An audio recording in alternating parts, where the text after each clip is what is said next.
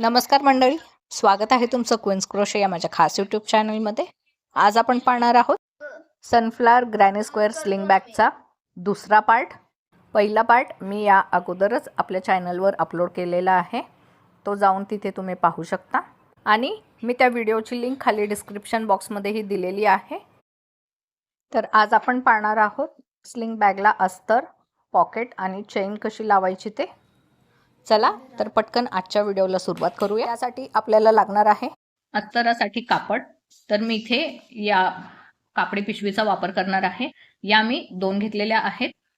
त्यानंतर बॅगला ताटपणा येण्यासाठी हे असे प्लास्टिक कॅनव्हास शीट मिळतात, तर हे मी 2 घेतलेले आहेत. हे नसेल तर काही हरकत नाही, याऐवजी हे कॅनही वापरू शकतो, जे ड्रेसमध्ये किंवा फ्रॉकमध्ये वापरतात. तेही नसेल जाड अस्तराचं कापड घ्यायचं आहे. यानंतर हे झिपर घेणार आहोत, तर हे रुंदीला लावून व्यवस्थित कापून घ्यायचं आहे. दोन्ही बाजूनी साधारण 1-1 सेंटीमीटर अंतर सोडून मग आपण झिपर कापून घ्यायचं आहे. त्यानंतर आपल्याला लागणारे हे रनर, यानंतर सुई धागा आणि दाबपिना. तर इथे मी 2 प्लास्टिक कॅनव्हास घेतलेले आहेत. आता बॅगेचा एक पार्ट घेऊया आणि या प्लास्टिक कॅनव्हासवर व्हिडिओ दाखवल्याप्रमाणे ठेवून घेऊया. म्हणजेच कॅनव्हास हा बॅगेच्या लांबीपेक्षा कमी हवा आहे, तर वरून अर्धा इंच कमी करून आणि बाकीच्या बाजूने त्याच आकाराचा कॅनव्हास कापून घ्यायचा आहे.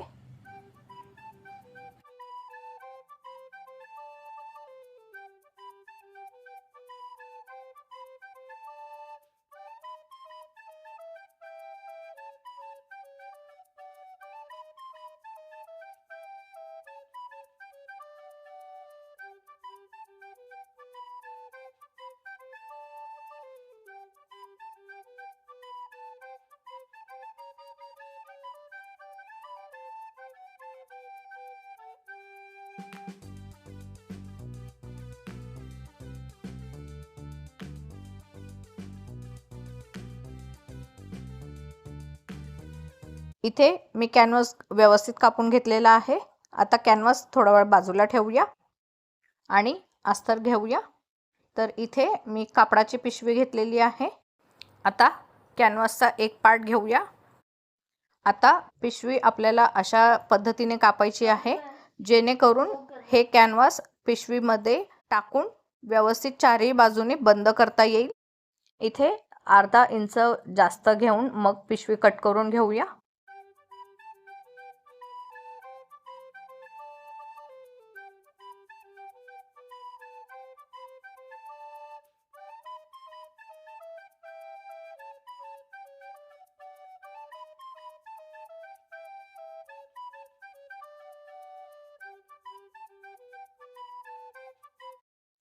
यानंतर पिशवी उलटी करून घेऊया, म्हणजे प्लेन बाजू वर येईल. आता हा कापलेला कॅनव्हास पिशवीत टाकून घ्यायचा आहे. कॅनव्हास हलू नये म्हणून यावर दाबपिन लावून घेऊया.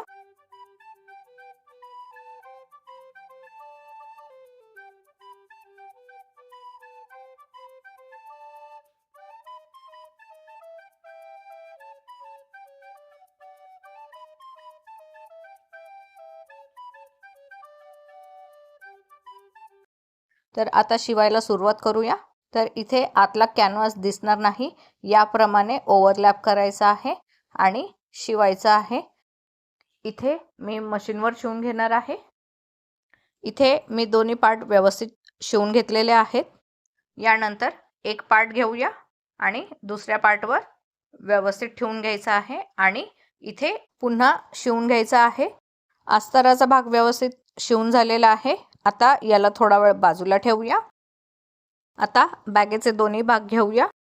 दोन्ही बाजू सरळ आहेत, तर आता एक पार्ट उचलून दुसऱ्या पार्टवर ठेवायचा आहे याप्रमाणे आणि तिन्ही बाजूनी व्यवस्थित शिवून घ्यायचं आहे.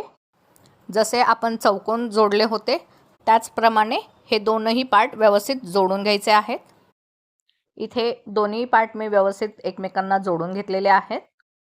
याला व्यवस्थित सरळ करून घेऊया. इथे या भागाचे कोपरे व्यवस्थित काढून घ्यायचे आहेत. आणि गरज वाटल्यास यावर एकदा इस्त्री करून घेऊ शकतो, म्हणजे याचा आकार व्यवस्थित सेट होईल. आता याला थोडा वेळ बाजूला ठेवूया. आता पॉकेट पाहूया. इथे मी आणखीन एक ग्रॅनी स्क्वेअर करून घेतलेला आहे आणि जशी आपण फिनिशिंग बॉर्डर बनवली होती तशीच बॉर्डर मी याला पण केली आहे. फक्त इथे डबल क्रोशेचा वापर केलेला आहे. त्यानंतर वरच्या बाजूला म्हणजेच लांबीला डबल क्रोशेची अजून एक लाईन बनवून घेतलेली आहे. आता अस्तराचा भाग घेऊया. यानंतर इथे आपल्याला पॉकेट जॉईन करायचा आहे. तर बरोबर मध्यभागी हा पॉकेट ठेवून आता दाब पिन लावून घेऊया. याने पॉकेट हलणार नाही.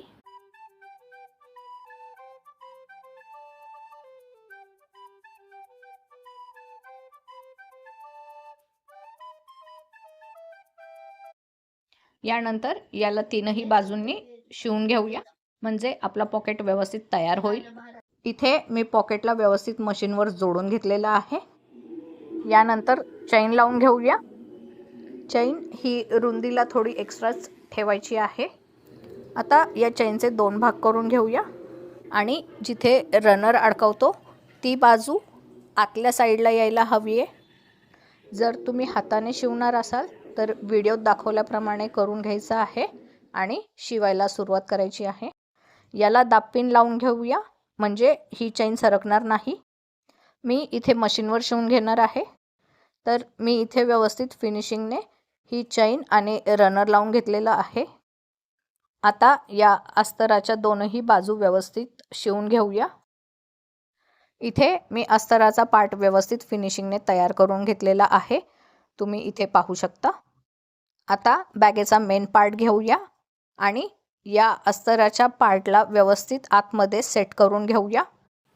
व्हिडिओमध्ये दाखवल्याप्रमाणे एक्स्ट्रा चेनचा भाग व्यवस्थित आतमध्ये वळवून घ्यायचा आहे. त्यानंतर हे खालचे कोपरे आहेत तेही व्यवस्थित एकमेकांवर जुळवून घ्यायचे आहेत.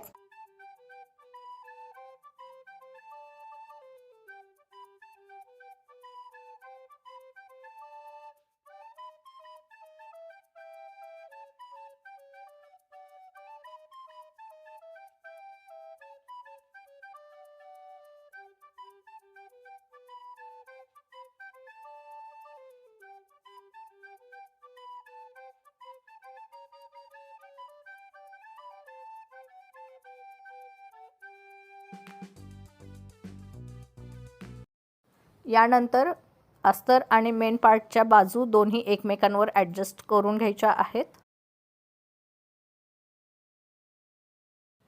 कॅनव्हास आपण लांबीला कमी कापला होता, तर अस्तराचा भाग हा व्यवस्थित खाली ढकलून घ्यायचा आहे. मी इथे व्यवस्थित दोन्ही पार्ट एकमेकांना जोडून घेतलेले आहेत आणि यावर दाबपिन आतल्या बाजूने लावून घेतलेली आहे, जेणेकरून आपला अस्तराचा पार्ट सरकणार नाही.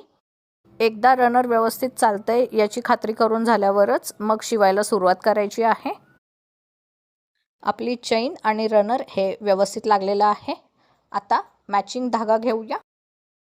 खाली मी व्यवस्थित गाठ मारून घेतलेली आहे आणि आता शिवायला सुरुवात करूया. तर व्हिडिओत दाखवल्याप्रमाणे शिवत जायचं आहे आणि लक्षात ठेवायचं आहे, आपण वरच्या 2 लाईन या सोडून दिलेल्या आहेत. या डिझाईनच्या 2 लाईन खालूनच आपल्याला शिवायचं आहे. लोकर ही ताणली जाते, म्हणजे स्ट्रेचेबल असते, त्यामुळे व्यवस्थित ॲडजस्ट करून मगच शिवायचं आहे.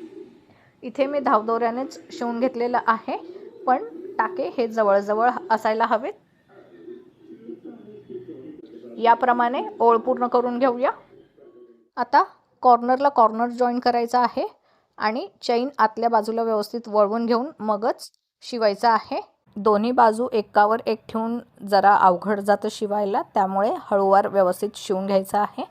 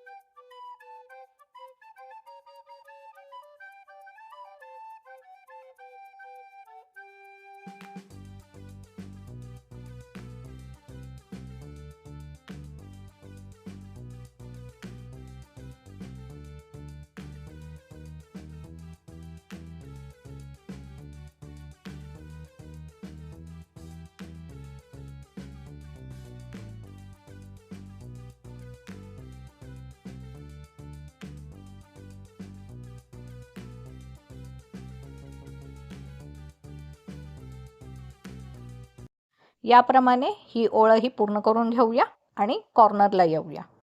कॉर्नरपर्यंत आलेलो आहोत. आता कॉर्नरला दोन्ही चेनचे पार्ट व्यवस्थित ॲडजस्ट करून घ्यायचे आहेत आणि शिवून घ्यायचं आहे.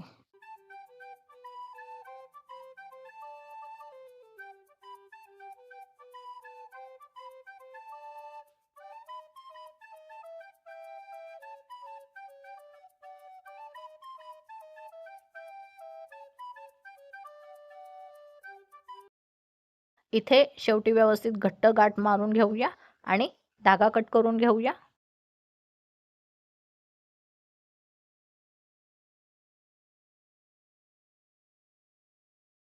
इथे परफेक्ट फिनिशिंगने आपल्या बॅगेचा पार्ट तयार झालेला आहे.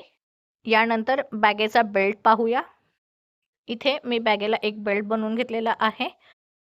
इथे माझी पांढरी लोकर खूप पातळ असल्याने त्यावर व्यवस्थित टाके दिसणार नाहीत, म्हणून मी इथे धागा वेगळा घेतला आहे.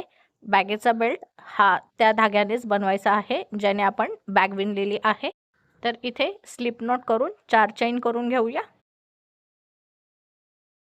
यानंतर दुसऱ्या चैनपासून सुरुवात करायची आहे.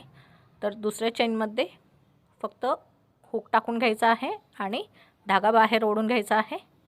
आता हुकवर 2 लूप तयार होतील. याचप्रमाणे पुढच्या लूपमध्ये हुक टाकून धागा ओढून घ्यायचा आहे. आता शेवटी पुन्हा शेवटच्या लूपमध्ये हुक टाकून धागा ओढून घ्यायचा आहे. हुकवर 4 लूप तयार होतील. यानंतर यार्न ओव्हर करूया आणि पहिल्या लूपमधून धागा बाहेर ओढून घ्यायचा आहे. पुन्हा यार्न ओव्हर करायचा आहे आणि पुढच्या 2 लूपमधून धागा ओढून घ्यायचा आहे. पुन्हा यार्न ओव्हर करायचा आहे आणि पुढचे 2 लूप, त्यानंतर पुन्हा यार्न ओव्हर करून शेवटचे 2 लूप याप्रमाणे करून घ्यायचं आहे. आता इथे खाली हे लूप तयार झालेले आहेत. आपण त्यावर काम करणार आहोत.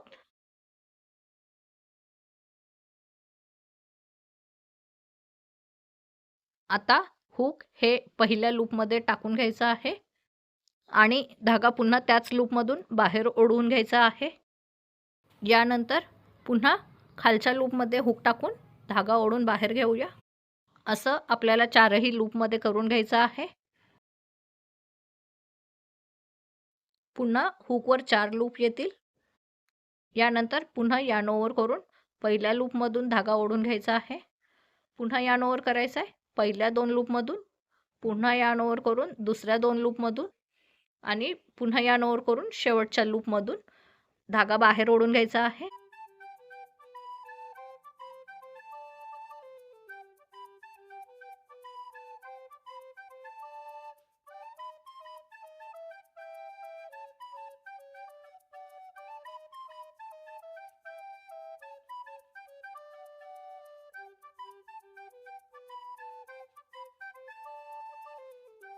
याप्रमाणे आपल्याला हवा तेवढा बेल्ट आपण विणून घ्यायचा आहे.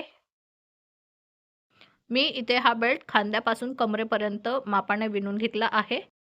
आता या बेल्टला आपण आपल्या बॅगेच्या मेन पार्टला जोडून घेऊया. तर इथे सरळ उलटी बाजू बघून घ्यायची आहे. यानंतर बॅगेचा मेन पार्ट घेऊया आणि इथे आपण 2 लाईनची जागा सोडली होती, तिथे आता आपल्याला दोन्ही बाजूला बेल्ट जॉईंट करून घ्यायचा आहे. इथे मी शिवण्यासाठी डार्निंग नीडलमध्ये 2 पदरी लोकर घेतलेली आहे. शेवटी व्यवस्थित गाठ मारून घेऊया. याऐवजी साध्या सुई दोऱ्याने शिवलं तरीही चालेल, पण दोरा हा 4-5 पदरी असायला हवा. आता शिवायला सुरुवात करूया. तर बेल्टची उलटी बाजू ही आतल्या बाजूला हवी आहे. इथे व्हिडिओत दाखवल्याप्रमाणे आता शिवत जायचं आहे.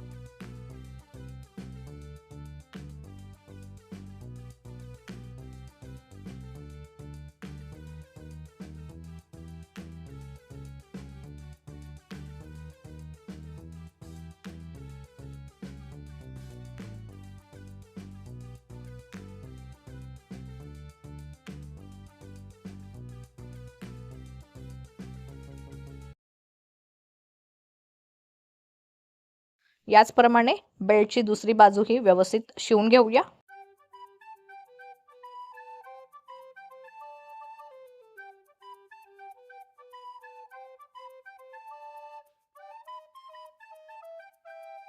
तर इथे आपली सनफ्लॉवर स्लिंग बॅग तयार झालेली आहे. ही बॅग माझ्यासाठी एक वस्तू नसून माझं प्रेम आणि मेहनत आहे. तुम्हाला ही बॅग कशी वाटली ते कमेंटमध्ये नक्की शेअर करा आणि परफेक्ट फिनिशिंगसाठी क्वीन्स क्रोशेला सबस्क्राईब करा. पुन्हा भेटू एक नवीन टाका आणि नव्या कल्पनेसह. तोपर्यंत हॅपी क्रोशेटिंग.